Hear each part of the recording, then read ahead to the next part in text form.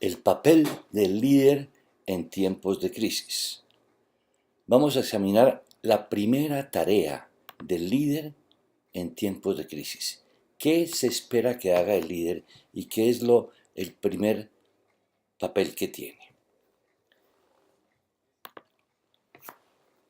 El líder, para desarrollar el liderazgo y su papel en tiempos de crisis o de cambio, su primera tarea es la del diagnóstico, identificar la necesidad del cambio.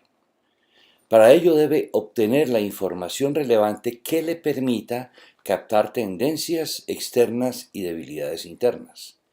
Esto implica también reemplazar el sistema de alerta deteriorado que ha permitido que las condiciones se hayan vuelto críticas y debe establecer nuevos canales de información externos e internos y prever un giro desfavorable en el futuro.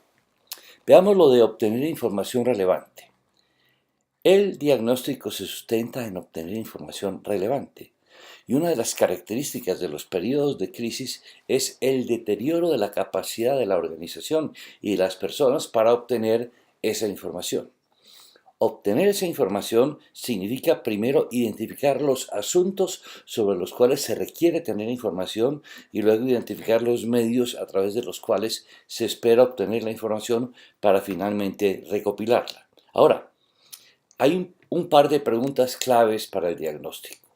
Las preguntas son, primero, ¿qué está pasando o qué puede pasar en el futuro que sea en sí mismo dañino para la empresa? En segundo lugar, ¿por qué está pasando eso o por qué podría pasar eso? Se hace referencia tanto a problemas actuales que están ocurriendo como a problemas futuros o potenciales que podrían ocurrir, pues el liderazgo del cambio en periodos de crisis es relevante tanto en casos de crisis evidentes actuales como en el caso de crisis potenciales futuras. En este último caso, el diagnóstico es mucho más difícil porque la crisis no es evidente. Hay 5 barreras importantes para hacer un buen diagnóstico y vamos a examinarlas. Primero, el compromiso mental con el pasado. Cuando la empresa está enamorada de su forma de hacer los negocios, de lo que han hecho en el pasado, del éxito que han tenido y consideran que ese éxito se va a mantener indefinidamente en el futuro. Estamos conduciendo un automóvil viendo por el espejo retrovisor. Segundo, confundir los síntomas con la enfermedad. Esto puede ocurrir cuando se hace un diagnóstico muy superficial. Se trata de tapar y de lograr una mejora de algunos resultados y con esto pensamos que hemos logrado entender lo que pasa. Tercero, urgencia de resolver todo ya como si fuese un problema técnico, pero aquí estamos enfrentando un problema adaptativo, un problema que requiere cambios profundos en la forma de trabajar en la empresa para superar este tipo de crisis. En cuarto lugar, buscar una solución indolora, perfecta, que nadie sufra, y eso es imposible. Por ejemplo, muchas veces ante los cambios tecnológicos hay tipos de tareas que eran desarrolladas por personas que ya van a ser desarrolladas por sistemas automáticos. Estas personas van a tener que o readaptarse para nuevas tareas o dejar la empresa. En ese sentido, pueden ser personas perdedoras. Y a veces se quiere que nadie sufra y hay cambios radicales que implican algún grado de sufrimiento que llega a ser inevitable, aunque se quiera tratar de minimizarlo, pero no puede evitarse. Y finalmente, una retroalimentación insuficiente. Cuando se tiene una jerarquía muy vertical en la empresa, cuando los jefes son muy dominantes y la estructura es demasiado jerárquica y vertical, la retroalimentación de abajo hacia arriba, especialmente acerca de lo que está funcionando mal, no llega. Y esa insuficiente retroalimentación de lo que ocurre en el terreno es una barrera terrible para hacer un buen diagnóstico.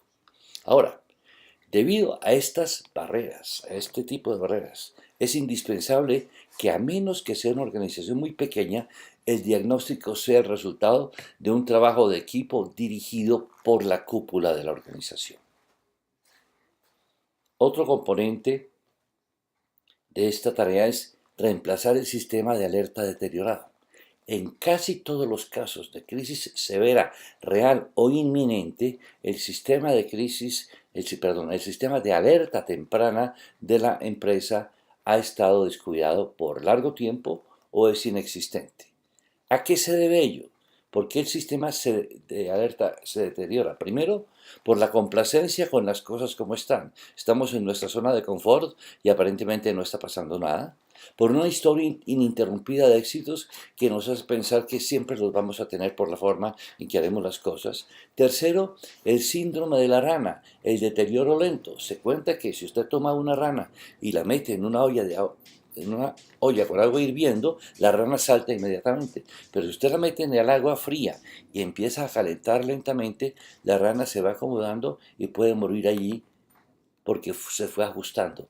Ese deterioro lento, la empresa puede haberse ido deteriorando en la experiencia poco a poco y las expectativas y las prácticas se han ido acomodando a ese deterioro lento y la gente no nota que ha habido una caída sustancial.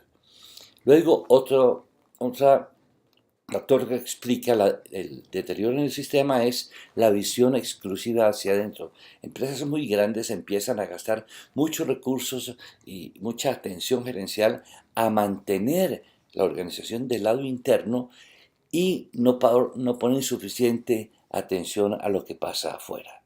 Y a veces todas las políticas y prioridades se orientan a tener a todo el mundo contento adentro, pero no hay que olvidar que al cliente y al accionista hay que tenerlos satisfechos, principalmente para poder tener a la gente adentro contenta. Y finalmente, cuando se pone un énfasis excesivo en el corto plazo, en atender lo que está pasando ahora inmediatamente, y puede haber asuntos a un mediano y largo plazo que no se estén examinando y que puedan significar problemas severos. El siguiente componente de esta tarea es establecer las guías para el seguimiento. No hay manera de dirigir un proceso de cambio si no se tiene un excelente sistema de seguimiento. Es esencial entonces, desde el principio, definir guías específicas para hacer el seguimiento del proceso de cambio. Esas guías que se establecen al principio pueden irse mejorando y evolucionando a lo largo del proceso, pero siempre debemos tener desde el principio guías importantes para ayudar a que el proceso sea muy disciplinado dentro de un entorno incierto y cambiante. Uno puede utilizar sistemas de indicadores derivados, por ejemplo, del cuadro de mando integral, que pueden ser muy útiles en términos de que esté conectado con la estrategia y me ayude a ajustar la estrategia.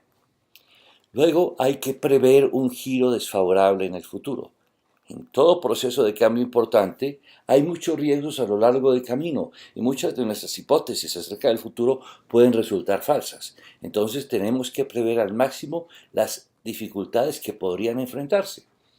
Y un método constante que podemos tener siempre es un método de lluvia de ideas, preguntándose continuamente qué puede salir mal, qué nuevos problemas pueden surgir, qué cosas podríamos estar desatendiendo. Entonces, a partir de esas preguntas, uno mantiene una lista de ideas que van surgiendo, que se clasifican según su gravedad y probabilidad de ocurrencia, se identifican cuáles podrían ser señales tempranas de que indiquen que algo de esto está ocurriendo y establecer indicadores que me permitan prever problemas futuros. Bien. La tarea del diagnóstico, que es esta primera tarea, es desarrollada en conjunto con la siguiente tarea, la creación de la coalición para impulsar el cambio. Estas dos tareas se hacen conjuntamente, pues es necesaria la participación de los miembros de la coalición de apoyo para mejorar y elaborar el diagnóstico apropiadamente, y participar en la elaboración del diagnóstico se puede fortalecer y puede requerir mucho más talento que el que inicialmente se pensaba, y el participar en el diagnóstico puede ser una forma de unir a esa coalición y desarrollar un consenso sobre la visión futura y la estrategia. En la edición del 14 de agosto de 2017 se presenta la discusión acerca de identificar la necesidad de cambio como la primera tarea para el líder en tiempos de crisis o tiempos de cambio, y está en la sección Liderazgo del sitio web www.lidermoderno.com.